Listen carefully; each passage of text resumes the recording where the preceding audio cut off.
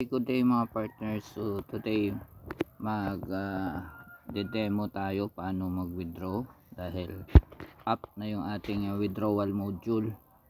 So itong account na ito ay mayroong 14.47 na dollars sa kanyang cash wallet. So para ma-withdraw yan, punta lang sa view request, no, sa withdraw funds, then request cash out. Then i-fill up lang natin 14 na USD yan. Then GCash yung kanyang mode of payment. Then Philippine peso. Then proceed.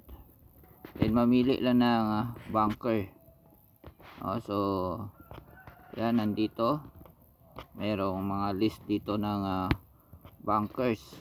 Okay, so nandito tayo, Elmer Labinghisa. So yan, so meron siyang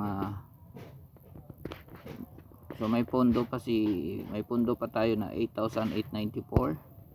so ito yan 2,368. so nakikita po natin magkano yung pondo ng mga bankers. Ayan, okay, so ito select natin yung kay banker Elmer Labinghisa.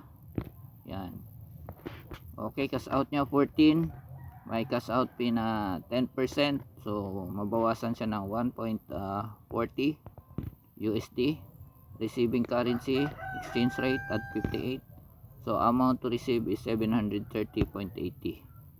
Yan, okay, so ayan, so yung aking mother, magka-cash out yung aking mother. Okay, so login password niya. So ano yung login password niya, kalimutan ko saan yung kanyang account dito. Confirm. Yan, you successfully submitted a cash out request. So nakapag cash out na yung aking mother. So dahil banker tayo yung magre-release ng kanyang cash out. Okay, so ayan na. So then hintayin na lang yan na ma-process. So ganun lang po kabilis mag-request ng withdrawal.